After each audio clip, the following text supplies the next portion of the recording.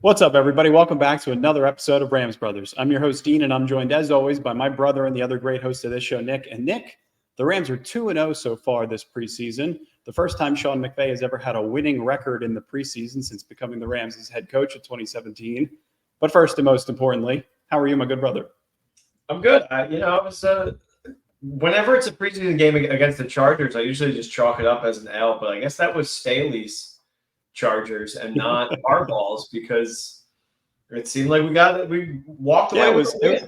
It was a fun one, right? I mean, it's not fun to be the visitor in your home stadium, but to see everything that Aubrey Pleasant was able to do as the Rams' head coach with Sean McVay in the coaching booth, I thought was fascinating. So we're going to get into Aubrey Pleasant. We're going to get into players that are trending up, players that are trending down so far this preseason, the Matthew Stafford injury news, the Jonah Jackson injury news, which are both positive. But before we jump into all of that, I want to make sure that we're talking about Autograph. Autograph is our partner. This episode is brought to you guys by Autograph, where real fans get unreal rewards. All you got to do, download the app, consume Rams content. You could look across Locked On Rams, across Downtown Rams, any of the top Rams podcasts you guys can listen to. But there's also Rams YouTube on there. There's Rams articles. Shout out Cam. I think some of Cam's articles are on there.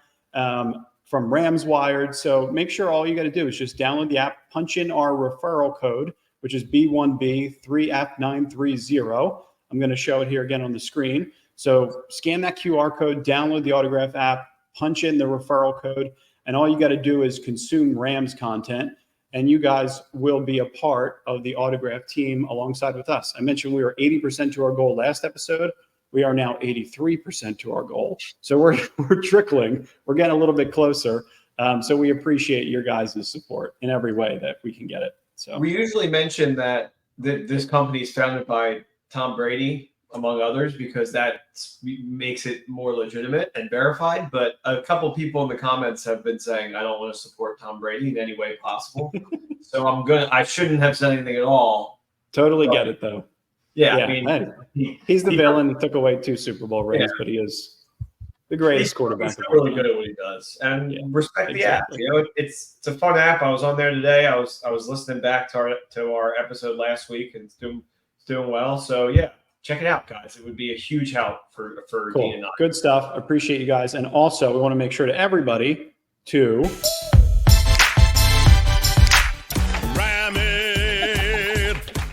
like, subscribe. Join the movement. Got a ton of content coming your guys' way. Preseason, joint practices. Regular season is 16 days away for the Rams. So Nick's favorite number 16, Gentle Joshua Carty, his number. It's a special moment, I think, for Rams fans, because the preseason, once it wraps up again to the regular season, you play the Lions for a revenge game from the wild card round as of last year. I think the juices are going to be flowing again, and Rams fans are going to be back in full force, getting ready for a really fun season. And I think some of the reasons why Rams fans are going to be excited is because Matthew Stafford is back at practice, right? I think back in practice.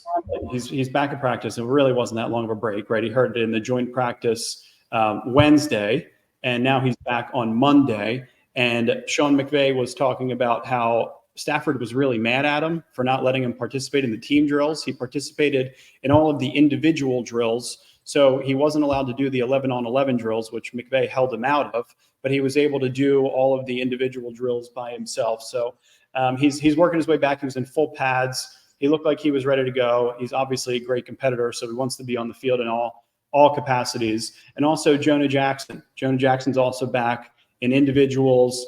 He's another guy who obviously we paid a ton of money to in this offseason. And guys like Rob Havenstein, Alaric Jackson, Darious Williams, they all had week-to-week designations.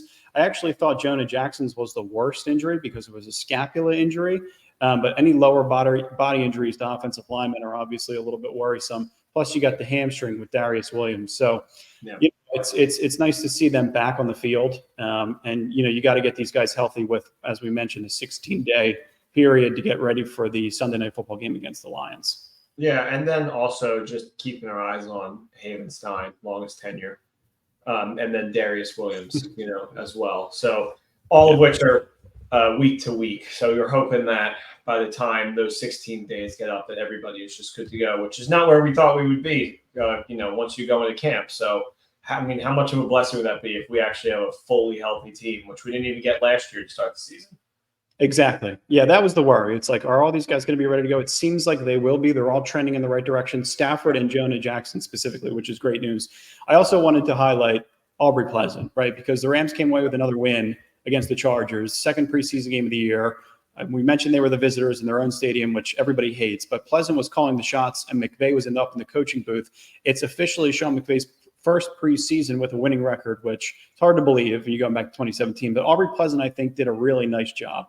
Like Sean McVay facilitated the whole thing from start to finish. He believed that Aubrey Pleasant was supposed to get the reps as the head coach the entire week leading up to the game versus the Chargers this past Saturday. And he did, which is typically only something you would see if a head coach was fired and there's an interim head coach in place. So they really ramped him up. Felt he was treated poorly coming out of the situation in Detroit in 2022 where he got fired, was an offensive assistant in Green Bay. Sean McVay brought him back to his staff in 2023, and Pleasant has been on this trajectory of becoming a potential head coach in the very near future. If not this year, potentially next year. And the best was the game ball situation after the game. Aubrey Pleasant was like, hey, let's talk about some things I want you guys to really just kind of, sit on this moment and really enjoy it. And McVay was like, F that, game ball, Aubrey Pleasant, and just threw it to him. So, I mean, there's nothing not to like about the camaraderie that they're building in that facility right now. Yeah, and I think if you were to go down potential poachings for next year in the coaching staff, I would say Brother LaFleur would probably be number one, even though he's not calling the offense. And then let's see how Shula does, because if Shula has like an outstanding year, then maybe he bumps up a little bit. But then I'd put Pleasant and Shula kind of like right there, probably Pleasant just a little higher, just because. I mean, this is essentially like an audition. It's a little bit of an audition. Like, hey, let's show the world what you can do, essentially. Like with our full roster, with full control, with Stetson Bennett, and it actually, they played to their strengths and they found a way to win this ball game. And I thought they did it. Yeah, I think he did a really nice job. I'm sure McVay was calling some of the shots from up in the coach's booth, but Aubrey Pleasant does have experience calling offenses in the past. You go all the way back to college, he has experience on both sides of the ball, which I think makes him a better, well-rounded candidate versus somebody like Chris Shula. But you're right. It's an audition. It's an interview. And, these executives are looking to see who they could find in the next Sean McVay.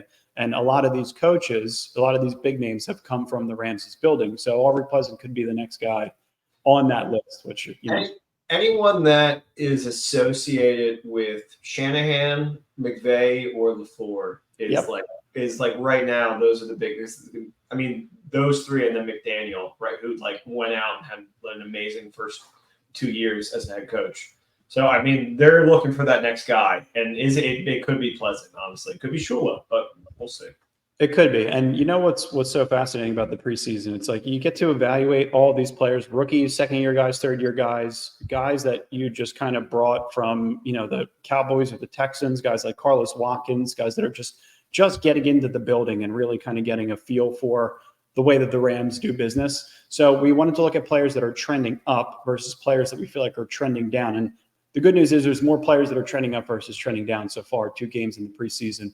Jordan Whittington, obviously, is the first one. 11 receptions on 18 targets for 126 yards in 4 quarters with Stetson Bennett throwing him the football. So this kid's going to get snaps this year in rotation with Puka Nacua and Cooper Kupp. And I wanted to just show this. This is from the article from Jordan Rodriguez, her most recent article. And I just want to read this to you guys, just the second part.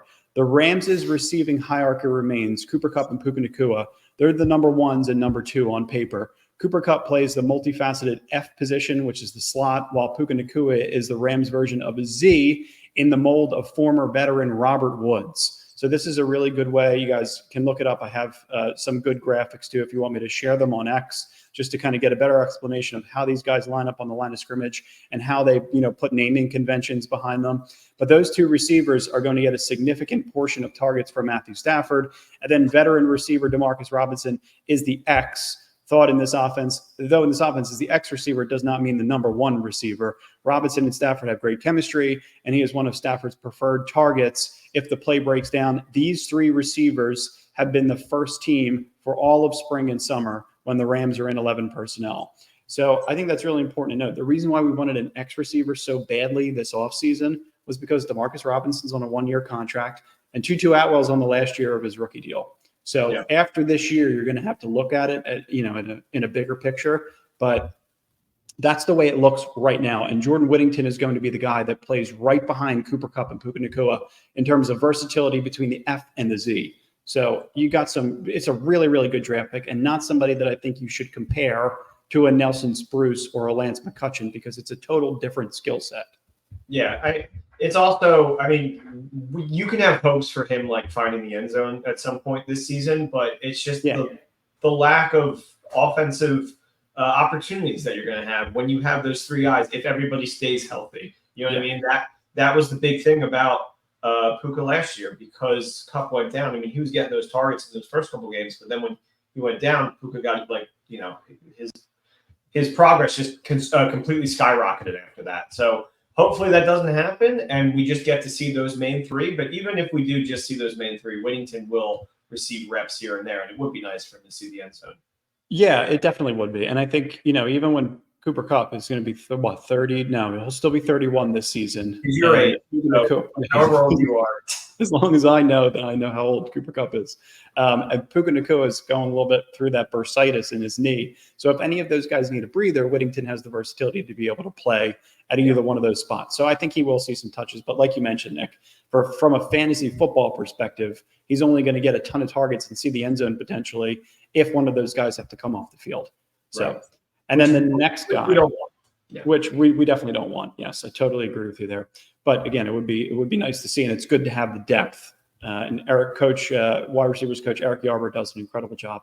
The other guy, Tyler Davis, this versatility is crazy with Tyler Davis because how many true nose tackles do you know that can play defensive end alongside of nose tackle? Like these guys, they're built one way to play nose tackle to be able to go up against the center. You're not also built to be able to go up against an offensive tackle, especially a guy like Joe Alt. I've seen him line up in the 1T, which is the gap between the center and the guard, 3T, which is the gap between the guard and the tackle, where Aaron Donald made all of his money, and then the 4I, which is directly in front of the tackle, which is where he's circled in this picture.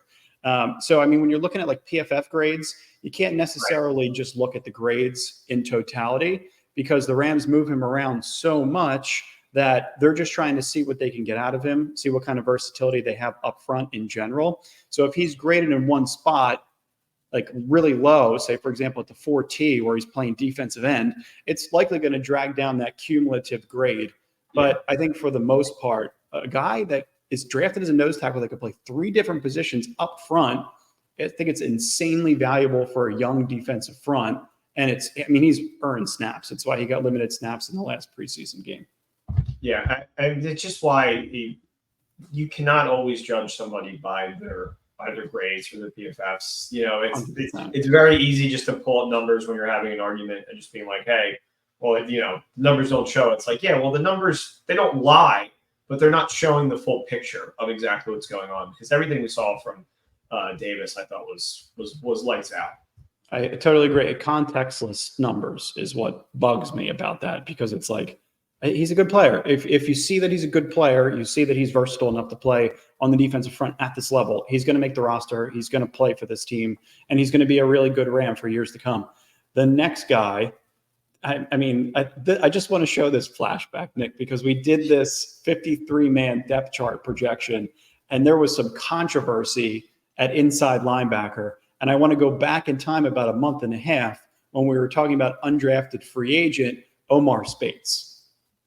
So I had Jake Hummel and Troy Reeder both on the cusp. But then I went Ernest Jones, Christian Roseboom, and Omar Speights. Because Omar Speights, like Oregon State, LSU, really, really good body of work, more talented than Jake Hummel and more talented than Troy Reeder. Like he's the kind of guy that I feel like can play opposite of Ernest Jones in rotation with Christian Roseboom. Gotten a lot of good inside scoops from some of the guys that covered the draft and have identified a lot of undrafted free agents that they feel like will make rosters. Omar Speights is that guy for us. So I think he's going to be a lot of fun to kind of keep your eyes on throughout training camp because I feel like he's going to be one that makes the roster. So I had Jake Hummel and Troy. What do you have to say about that, Brother Nick? You were right on the money. Would love to know what my follow-up. I probably just said, yeah, no, I agree.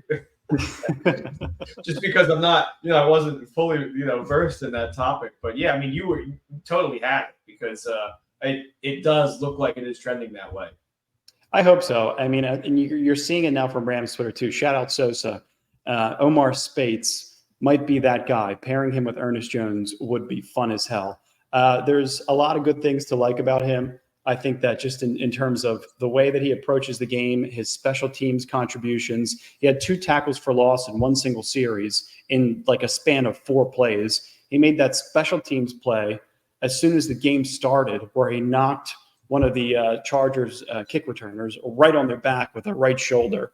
It's just a really impressive play, and that's the kind of guy that you're hoping can earn time later on in the season and make the roster just to kind of get things going. But I think it was a hip injury. He was supposed to be like a 2nd or 3rd round pick, and a hip injury at LSU, or maybe it was at Oregon State, is the reason why he fell so far down the draft boards. And then he ended up being undrafted. Rams picked him up. Another incredible job by the scouting department to identify this kid. Yeah, 100%. You would think that just like injuries can like end people's careers, but like he's out there, he's playing. Like he seems to have picked up almost exactly where he left off. Maybe slight downgrade, but still, I mean, he's only going to continue to rise from what we have seen from him. So I love it as well. I mean, for them to even think of like to bring him in when he's completely undrafted, it's just, kudos to the entire organization. Yeah, it's smart. It reminds me of the Corey Littleton days, the undrafted guys that make a name for themselves. And Ernest Jones, who knows? I don't want to make any assumptions, but he's also on the last year of his deal. And he's been dealing with some off-season knee problems. I was hoping they would give him a contract, but they haven't yet. And I'm trying to see if it correlates with his knee injury, him becoming healthy, and seeing how much he could play this season. The other guy, or a couple honorable mentions rather, because those were the top 3. Some honorable mentions. Xavier Smith, stud on special teams. I compared him to Brandon Powell initially. I think they wear the same number. Was Powell 18 or was Powell 19? Do you remember? I think he was 19. I think you're right. Yeah, I think he's a better overall receiver than Brandon Powell. And I think the comparison came after I saw the Rams give him a jet sweep. But it certainly brings to light Tutu's value. And if he's not going to be a starting receiver on this team, Xavier Smith, the way that he's progressing as a return man, you see how he gets the sideline hyped up. He's a really solid punt returner. He's a really solid kick returner. So I'm just kind of nervous for Tutu Atwell's status because even McVay came out today and said he's uncertain in terms of how they're going to be able to utilize him this year. And it's next man up in this league. It's no ill will towards Tutu. It's just we're looking to get wins out of this squad and play mistake-free football on all 3 phases. I would say keep an eye out for Minnesota with as far as Tutu goes, because I know that they're talking about potentially trading him either during the season or maybe right before it starts. And I know that I'm blanking on his name. The Vikings head Jordan coach. Addison. No. Vikings head coach. Oh, Kevin O'Connell. Yeah, O'Connell likes to kind of pick from the remains of the Rams, like you did with Cam Akers, and I think is that not where Powell is? I think it is. Yeah, I think he is in Minnesota. I mean, there's also I'm trying to think of the backup tight end. There was a tight end that played behind him. You guys drop it in the comments. I'm forgetting his name, but I'm also thinking in correlation, and also Wes Phillips, but in correlation with the Jordan Addison news, if you need another field stretching X receiver, another burner type player, you can get Tutu Atwell for a pick swap, and that kind of thing could happen too. So Jordan Addison, fight on. Who knows what's going on with him? He was one that fell in our fantasy draft as of yesterday. So those are some honorable mentions. I also want to mention Jalen McCullough. I thought McCullough was really, really impressive. The safety room, I think, is going to be really difficult to crack. Where you got guys like Jason Taylor on the cusp. Obviously, Russ Yeast. You got Cam Curl. You got Quentin Lake. So there's some legitimate talent there. So I feel like Jalen McCullough, though, is a player that other players really love. Like I saw Byron Young tweeted a picture of him during the game and captioned it him. Like I thought he had another really nice game. And he looks like he's big, strong, fast, flying around the football, willing to stick his nose in the ball and make a tackle. So I really liked him, what I've seen from him over the first couple of preseason games. And then also Nick Hampton, Jake Hummel, Carlos Watkins, Dejuan Johnson. Those are all honorable mentions that we feel like are trending up. So, and you can even mention the whole second tier offensive line too in that category. Just like I'm maybe not trending up from last year, but just like a grandiose, I want to give a shout out to the defense. They're forcing turnovers. They're doing the right things. And it's shocking when you lose. I mean, it is preseason, so I'm considering that maybe they're just playing against really bad players. But at the same time, sure, I'm really liking what I'm seeing just from the schemes and just from the turnovers, and the defense is like making like big, impressive plays. And that has been my highlight of the preseason so far, has been watching what the defense has been able to do. I agree with you, because you don't get a lot of that sometimes in the preseason. You don't get a lot of sound tackling. You don't get a lot of versatility in the back end. You don't get a lot of talent in the front, being able to, generate pressure in different ways with different kind of stunts with players moving around. So I'm pretty impressed with that as well. I totally agree with you. Yeah. Now let's move to trending down. Can we just skip this one, Dick? Because you got to do it. It's the first one. You got to say it, and then I'll add my 2 cents, and then we'll stop talking about it. Oh, God. I mean, a pick in the red zone, which I don't know if that was 100% his fault, because the Rams were on like the 2-yard line, and they just went pass. It's like, you don't have Matthew Stafford under center. You got third-string quarterback Stetson Bennett. He's got 6 turnovers in the first 2 games. He also had a fumble.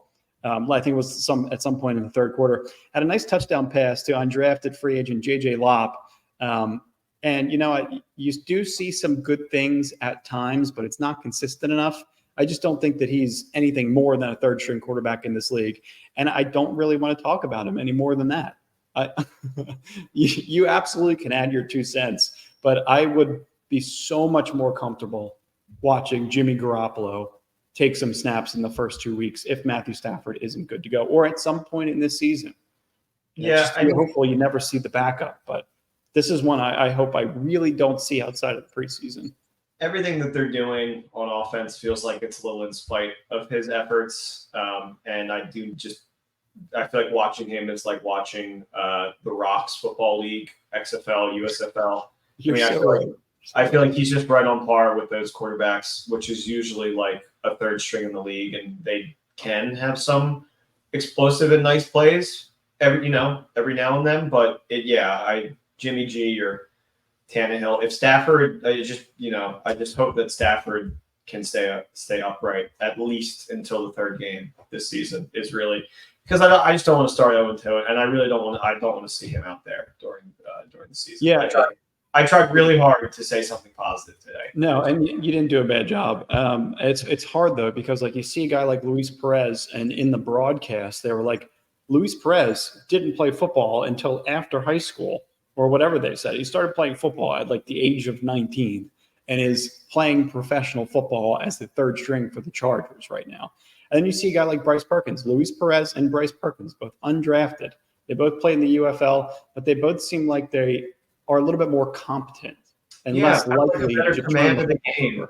Mm-hmm. Yeah, it's just feel like you're not worried every time he throws the ball, or when he escapes the pocket and tries to make a play with his legs now, because he didn't secure the football when he tried to take off and run on that third down play.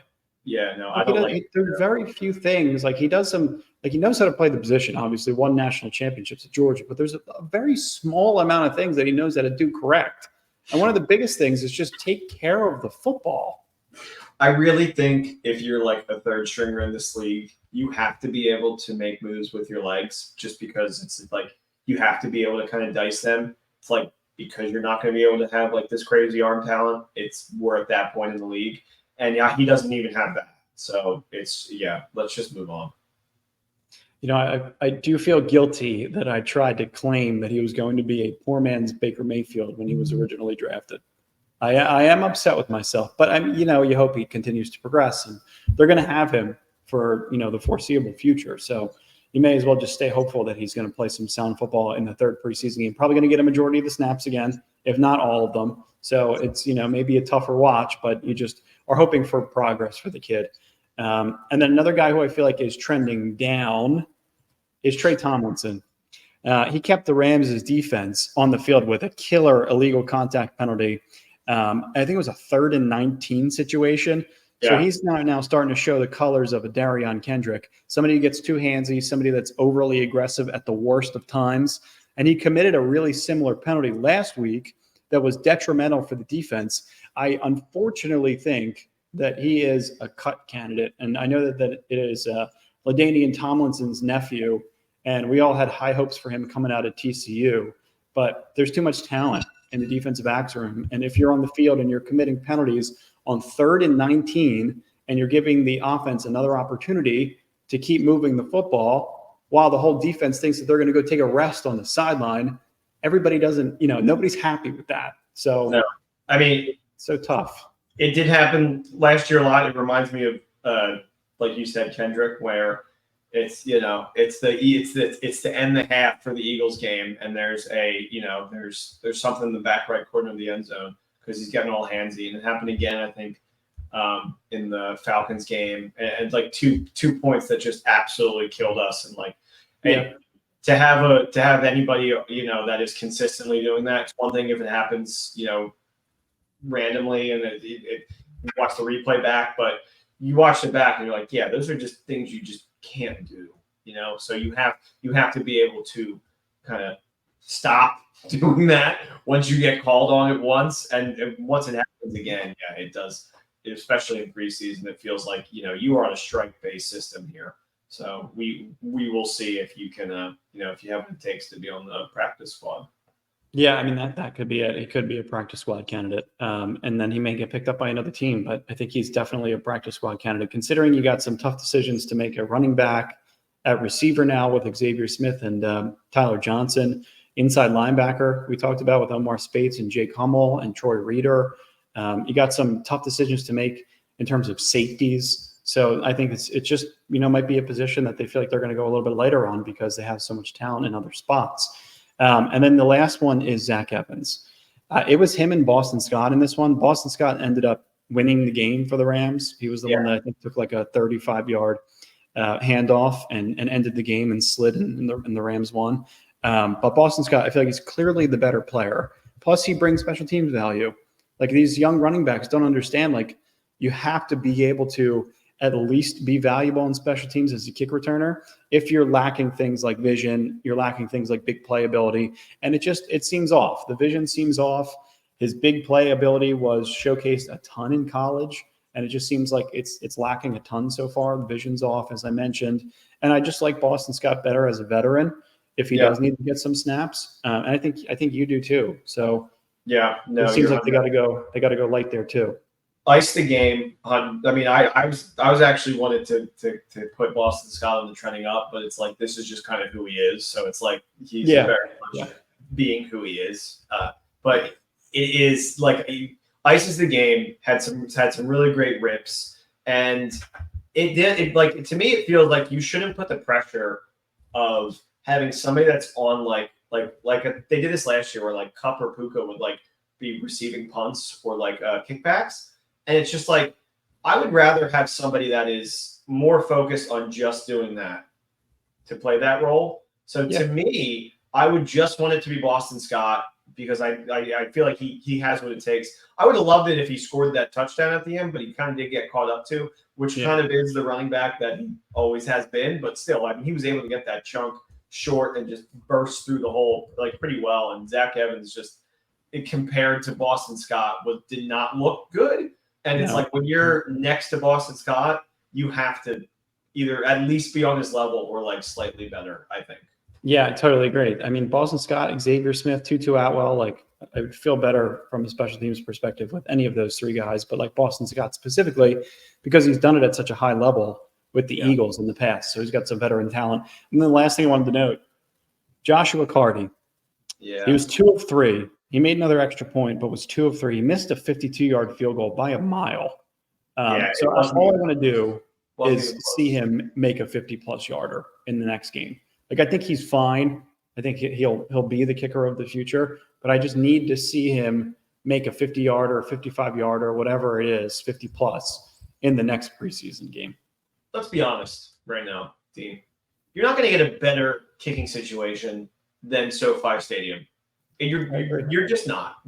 Maybe there will be ones on the same level, but it's only going to get harder when you go to other locations. Yep. And I agree. I need to see you make a 50-yarder.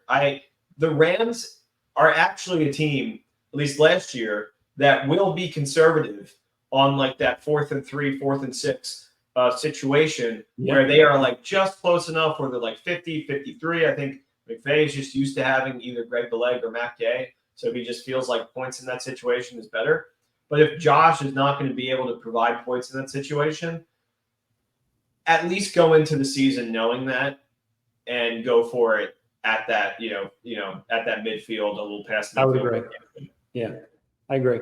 Yeah, it's tough. And it's like Ethan Evans was struggling a little bit as a punter. So like that might not be a consistent option. They're both young guys, but hoping that these are the guys of the future. And then you got Stretch too in the building, who's going to at least give you some insight in terms of like the analytics behind why you should go for it in certain downs and distances in terms of 4th down.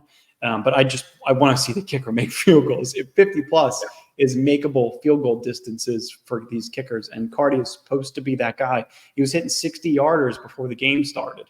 So, you just got to see that consistently. But that's where you really worry, where it's like, is it like a mental thing for you? It's like once you get like if you can just rip them all the time in the warm-ups, then it could have been the snap too. It could have been the hold, laces out. They like to say preseason too. Yeah, preseason. Yeah, getting some of the jitters out. But as we mentioned, make sure you guys like and subscribe. Make sure you guys download Autograph and punch in our referral code. I'm going to pull it up one more time before we go. And we love you guys. We appreciate you guys listening. And as always, go Rams. We will talk to you guys again soon. Yes, go Rams. Thank you all for listening. We love you. Download the app. Horns up, baby. Peace.